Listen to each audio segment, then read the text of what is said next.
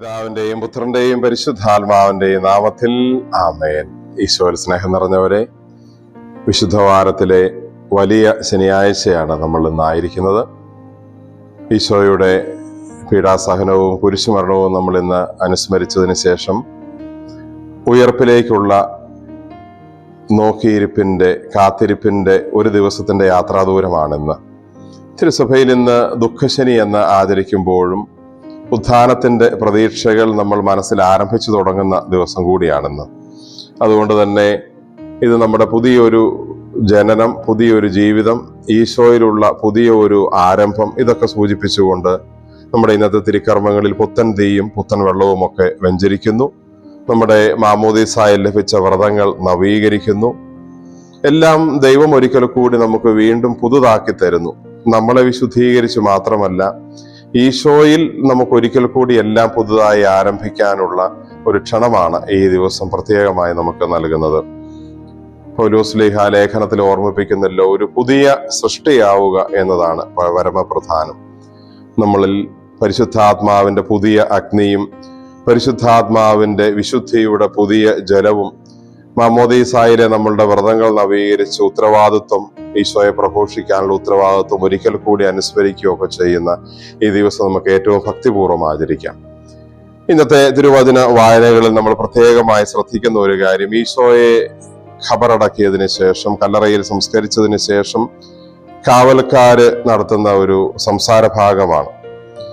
തിരുവചനം ഇങ്ങനെ പറയുന്നു: കാവൽക്കാർക്ക് വേണ്ടത്ര പണം കൊടുത്തിട്ട് പറഞ്ഞു, ഞങ്ങൾ ഉറങ്ങിയപ്പോൾ അവന്റെ ശിഷ്യന്മാർ വന്ന് അവനെ മോഷ്ടിച്ചുകൊണ്ടുപോയി എന്ന് നിങ്ങൾ അവരോട് പറയുക.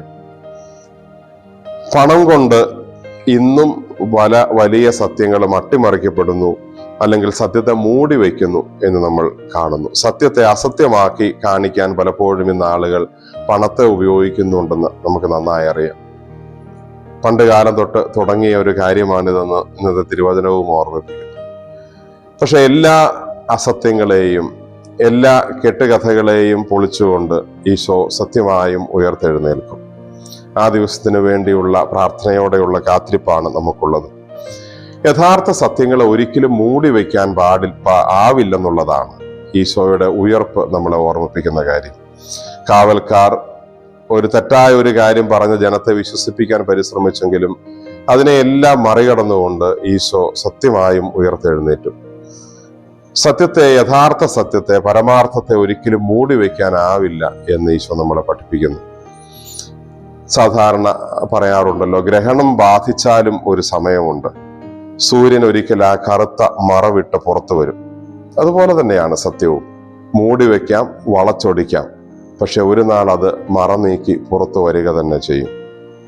നമ്മുടെ ജീവിതത്തിലും സത്യങ്ങളെ തമസ്കരിക്കാനും സത്യങ്ങളെ കണ്ടില്ലെന്ന് വയ്ക്കാനും സത്യങ്ങളെ ഒഴിവാക്കാനും ഒക്കെയുള്ള പരിശ്രമങ്ങൾ നടത്തുമ്പോൾ ഈശോയുടെ ഉയർപ്പ് നമുക്കൊരു തിരുത്തലായി നമ്മുടെ മുമ്പിൽ വരികയാണ്. യഥാർത്ഥ സത്യമായ ഈശോയെ ഹൃദയത്തിൽ അംഗീകരിക്കാനും സ്വീകരിക്കാനും ആ ഈശോയുടെ സത്യത്തിന്റെ ബഹിർസ്ഫുരണങ്ങളായ നമ്മുടെ ജീവിതത്തിലെ ഓരോ സത്യസന്ധമായ കാര്യങ്ങളെയും അതായിരിക്കുന്ന രീതിയിൽ അംഗീകരിക്കാനും സ്വീകരിക്കാനും സ്നേഹിക്കാനുമുള്ള അനുഗ്രഹത്തിനായിട്ട് നമുക്ക് പ്രാർത്ഥിക്കാം.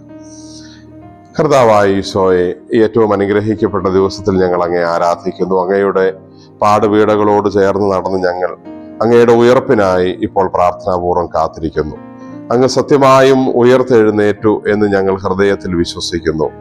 കർത്താവെ, ജീവിതത്തിലെ സത്യമായ കാര്യങ്ങൾ മുമ്പിൽ വന്നു നിൽക്കുമ്പോൾ ഞങ്ങളുടെ കുടിലത കൊണ്ടോ കുബുദ്ധി കൊണ്ടോ അവയെ മറച്ചു പിടിക്കാൻ ശ്രമിക്കാതെ സത്യങ്ങളെ ആയിരിക്കുന്ന രീതിയിൽ അംഗീകരിക്കാനും സ്വീകരിക്കാനും സ്നേഹിക്കാനും ഞങ്ങളെ പഠിപ്പിക്കണമേ. അങ്ങയുടെ ഉയർപ്പിന്റെ സന്തോഷത്തിലേക്ക് ഞങ്ങളെ പ്രവേശിപ്പിക്കണമേ.